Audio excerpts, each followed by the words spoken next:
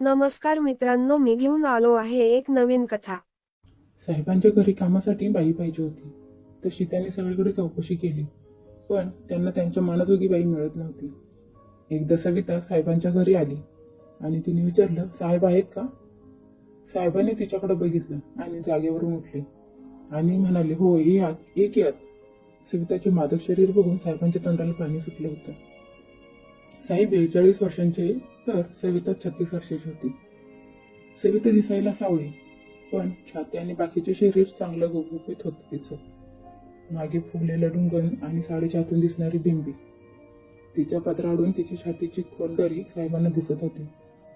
तिला पाहून कुठल्याही पुरुषाला ती हवीशीच वाटायची. सविता साहेबांच्या घरात आली आणि त्यांच्यासमोर पाठ करून बसली. तसे साहेब तिच्या त्या उघड्या पाठीकडे बघत बघत खाली नजर गेली. तिने लगेच आपला चेहरा त्यांच्याकडे वळवला.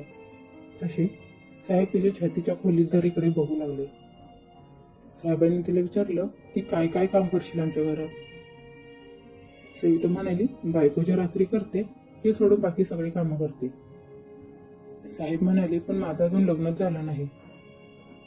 हा एकदा सविता तिथून उठली आणि पुढे वाकत तिने आपला पदर नीट केला आणि त्यातूनच हळूच छातीचे दर्शन देत म्हणाली, मग ते काम पण मीच करावं का? साहेब म्हणाले, बरं बरं, लाग तू कामाला. घर झाडून घे आणि जेवण बनव.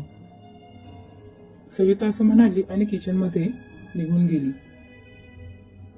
साहेब मात्र तिच्या त्या पाठमोऱ्या आकृतीकडे पाहत बसले. त्यांच्या नजरेसमोरून तिचं मादक शरीर जातच नव्हतं. सारखी त्यांच्या नजरेसमोर तिची भरगच्च छाती, मोठी मान, तिची खोलबिंबी आणि तिची ती उघडी पाठ. साहेबांना आता राहत नव्हतं, म्हणून ते उठले आणि हळूच किचनच्या दारात गेले. त्यांनी आता वाकून बघितलं तर सविता जेवण बनवत होती आणि तिची पाठ घामाने भिजली होती. साहेबांनी तिला हाक मारली, तशी ती मागे फिरली. ती फिरतच तिच्या छातीवर घामाचे थेंब तिच्या आबाळातले बघले गेले आणि तिची छाती चांगलीच भरली होती. ते बघून साहेबांच्या बाबूराव ताट झाला. तो ताट झालेला बाबूराव सविताच्या लक्षात आला आणि ती हसत म्हणाली की मी आलेच जेवण घेऊन, तुम्ही चला. तसा साहेबांनी लाजून हाताने आपला बाबूराव दाबला आणि ते तिथून निघून गेले. साहेब तिथून निघून गेले, पण सविताच्या लक्षात आलं होतं, कारण बरेच दिवस झाले ती सुद्धा कुठल्या पुरुषाच्या खाली झोपली नव्हती. तिने हळूच घाम पुसत तिच्या बॉलला ती दाबू लागली. तिची कामवासना देखील जागी झाली होती. साहेब त्यांच्या घरी एकटीच राहायचे, त्यामुळे ते दोघे एकमेकांना हवेसे वाटत होते. जेवण तयार झालं आणि सविताने साहेबांना आवाज देण्यासाठी आली.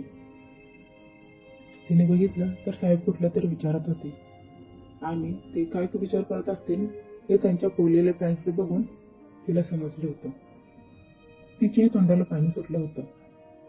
त्यामुळे तिने तिच्या मादक आवाजात साहेबांना जेवायला बोलवलं.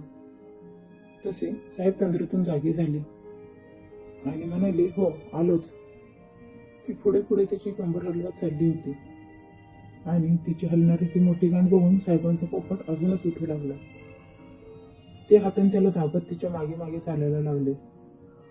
त्यांचे पूर्ण लक्ष तिच्या मोठ्या हलणाऱ्या गांडीकडे होते, त्यामुळे पुढे जाऊन सविता थांबली होती हे त्यांच्या लक्षातच आलं नाही आणि ते तिला जाऊन मागून धडकले. साहेब मागून धडकले आणि त्यांचा पोपट तिच्या मांसल ढुंगाला टेकला. सविता थोडं घाबरल्याचं नाटक करत म्हणाली, अगं बाई, ते काय होतं? साहेब म्हणाले, कुठं काय, चल जेवायला वाढ. असं म्हणत साहेब तिला घेऊन दुसऱ्या खोलीत गेले आणि त्यांना जेवायला वाढू लागले. जेवण जेवताना साहेब तिच्याकडेच बघत म्हणाले, सविता, जेवण मस्त झाले, अगदी तुझ्यासारखंच. असं म्हणत ते तिच्या छातीच्या खोल दरीकडे बघत होते. ती म्हणाली, हो का, आवडलं का तुम्हाला जेवण? साहेब म्हणाले, हो, अगदी छान झाले. जेवण झाल्यावर साहेब हात धुत असतानाच सविताने त्यांना विचारलं, साहेब, ते पलीकडच्या खोलीत काय आहे? साहेब म्हणाले, तिकडे, चल की दाखवतो. असं म्हणत साहेब तिला घेऊन दुसऱ्या खोलीकडे निघाले. जाताना सविता मुद्दाम त्यांच्या अंगाला ती संग घासत होती. दुसऱ्या खोलीत येताच सविताला कळून सुटलं की त्या पूर्ण घरात त्यांच्याशिवाय दुसरं कोणीच नाही. ते दोघी एकमेकांच्या शरीराला आसुसले होते.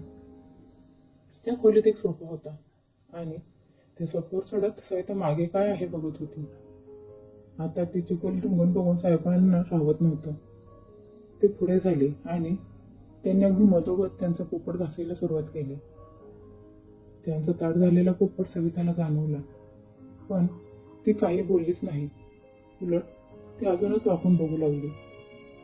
आता साहेब अजून पुढे होत तिच्या अंगावर चढले आणि तिची मोकळी परत त्यांना दिसली. साहेब कुठे काय आहे हे पाहण्याचा बहाणा करत मागून अजून तिच्या अंगावर चढले आणि त्यांचा ताट झालेला पोपट तिला जाणवू लागला. सविता डोळे मिटून मनातल्या मनातच त्याचा अनुभव घेत होती.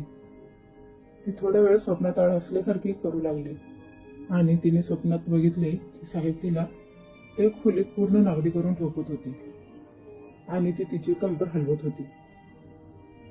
अजून पुढे होत साहेबांनी पूर्णपणे तिला मागून चिकटले होते आणि त्यांनी तिच्या मोकळ्या पोगड्या पाठीवर हात ठेवला. त्यांनी पाठीवर हात ठेवताच ती त्यांना म्हणाली, हे काय करताय साहेब? साहेब तिच्याकडे बघत म्हणाले की तेच करतोय जे तुला सुद्धा पाहिजे आहे. असं म्हणत त्यांनी तिला तिथे सोफ्यावर पालथी केली.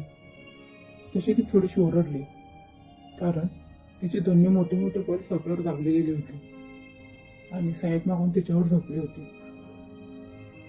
त्याने तिच्या खांद्याला पकडलं आणि तो मागून तिच्यावर किस करू लागला. साहेब असं करू नका, येईल कोणीतरी. साहेब तिला म्हणाले, त्यावेळी आमच्या घरात कोणी येत नाही. असं म्हणत ते तिच्यावर मागून चढले. मागून तिच्या पाठीवर किस करत होते. पाठीमागच्या बाजूला तिच्या ब्लाउजला बटन होते. साहेब तिच्या पाठीवर जीभ फिरवत होते. सविता त्यांना विरोध करत नव्हती आणि ती सुद्धा आनंद घेत होती. आता साहेब आणि त्यांची कामवाली बाई सविता हे दोघेही कामासने पेटलेले होते. साहेब त्यांचा तार झालेला पोपट तिच्या दोन्ही डोळ्यांच्या मधोमध दाबत होते. साहेबांनी त्यांचा शर्ट काढला आणि फेकून दिला. तिला गचकन पकडलं आणि खाली झोपवलं. ते दोघेही गरम झाले होते. आता सविता डोळे बंद करून तिच्यावर चावत होती. तिचे ते मोठे बॉल बघून साहेब चांगलेच चवताळले. त्यांनी मागचा पुढचा विचार न करता वरून तिच्या ब्लाउज मधून दोन्ही हात घातले आणि तिचा ब्लाउज फाडून काढला. आई गो, साहेब माझ्याकडे दुसरा ब्लाउज नाही. साहेब चांगलेच तापले होते, पण त्यांचा तो अवतार तिला खूपच आवडला होता. तिने स्वतःला त्यांच्या स्वाधीन केलं. साहेबांनी तिचे ते मोठे बॉल बघितले आणि त्यावर असलेले काळे मुनगे बघून त्यांनी त्यांचा पोपट हातात घेऊन हलवला आणि गपकन तो तिच्या बॉलवर तुटून पडला. आई गो साहेब, हा अजून साहेब, चोखा, दाबा, चावा, काय करायचं ते करा तुम्ही माझ्याशी. मी तुमचीच आहे आता. असा पुरुष पाहिजे स्वतः मला. आई गो. साहेबांनी तिचे दोन्ही बॉल आता आपल्या हातात धरले आणि ते दाबून तिच्या मनुक्यांना तो तोंडात धरून झोपत होता. साहेब जोरात तिची बॉल दाबत होते. साहेब तिला म्हणाले, सविता, तुझं अंग किती गुळगुळत आहे आणि तुझे बॉल पण मस्त टणक आणि मोठे आहेत. मला तुझं हे पूर्ण शरीर वेड लागतंय. असं म्हणत साहेबांनी तिचे दोन्ही मनुके जोरजोरात दाबत होते. त्यांनी तिचे मनुके त्यांच्या पोटात पकडले आणि जोरात दाबले. तशी ती ओरडली, आई ग, साहेब जरा हळू की. असं म्हणत असतानाच तिचा तो मादक आवाज ऐकून साहेब अजूनच चवताळले आणि त्याने तिच्या तोंडात तोंड घालून ते जिभेने आणि ओठाने तिचे तोंड चोपू लागले. सविता तिचे डोळे बंद करून त्यांना अजूनच साथ देत होते. तिने तिचे पाय त्यांच्या भोवती गुंडाळून घेतले. त्यांनी तिच्या तोंडात जीभ घालताच जणू ते त्यांचा पोपट आहे असे समजून ती त्याला झोपू लागली. साहेबांनी तिच्या तोंडावर आपले तोंड दाबले आणि हाताने तिचे मनुके कुस्करत होते. साहेब तिच्या अंगावरून उठले आणि तिचा ब्लाउज फाळा काढून फेकून दिला. तिने हातून ब्रा घातली नव्हती, पण तिच्या बॉलभोवती काही भाग पांढरा दिसत होता. म्हणजेच ती ब्रा घालत असणार, पण आज तिने मुद्दाम घातली नव्हती. आता साहेबांनी तिला पुन्हा गुडघ्यावर केले आणि तिला घोडी बनवली. साहेबांनी मागे उभं राहून त्यांची पॅन्ट काढली आणि आधी चड्डी पण काढली. सविता हळूच तिरक्या नजरेने मागे बघत तिची ओठ चावत होती. साहेबांचा पोपट काळ आणि ताट होता.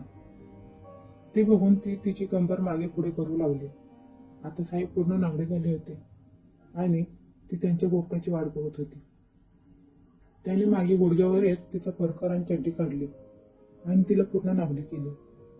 त्याने तिची चड्डी जोरात हिसकावून देऊन काढली. तशी ती म्हणाली, साहेब थोडं हळू तिला पूर्ण नाड करताच त्यांचा पोपट आता अधिकच कडक झाला आणि तो उड्या मारू लागला.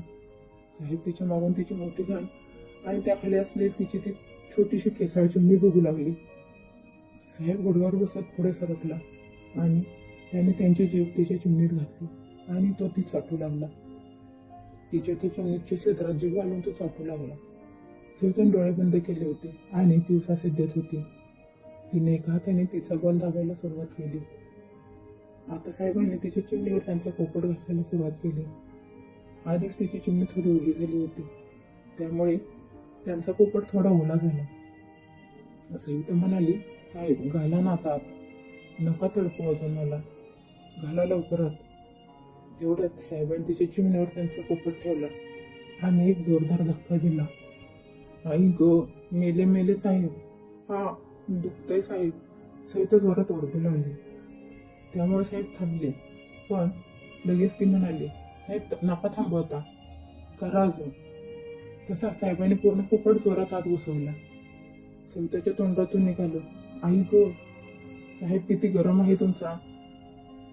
साहेबांनी आत घातल्या घातल्या तिने त्यांचा पोपट जोरात आत घेतला. तसा साहेब पेटून उठले आणि तिच्या गांडीवर चापटी मारू लागले. तिला त्रास होत होता आणि ती कणतही होती. आता साहेबांनी पोपट पूर्ण आत गेला होता आणि ते मागून पूर्णपणे तिच्या अंगाला चिकटले होते. त्यांनी मागूनच हात घालून तिची खाली लोंबात असलेले मोठाले बोल हातात गच्च पकडले आणि दाबून धरत ते मागून दणके देऊ लागले. सविताने एक हात पुढे टेकवला होता आणि दुसऱ्या हाताने ती त्यांना मागून दाबण्याचा प्रयत्न करत होती. साहेब जोरजोरात दणके देत होते. सविता आणि तिचे साहेब दोघे त्या खोलीत पूर्ण नावडे होऊन एकमेकांना खुश करण्याचा प्रयत्न करत होते. तसेही ते दोघे सुद्धा बऱ्याच दिवसांचे उपाशी होते, त्यामुळे ते अगदी मजेत करत होते. सविता तिचा खालचा भाग मागे पुढे करत होती. तो तिला मागून करत होता आणि चाटत होता. मधूनच तो तिला चावत होता. ती सुद्धा त्याला हवं तसं करू देत होती. अखेरीस बराच वेळ मागून केल्यावर साहेबांनी त्यांचा रस तिच्या चिमणीत सोडला. आता त्या दोघांची वळवळ धडपड शांत झाली होती. तुम्हाला ही कथा कशी वाटली? आवडली असेल तर लाईक करा. पुढे अशाच कथा ऐकण्यासाठी सबस्क्राईब करा.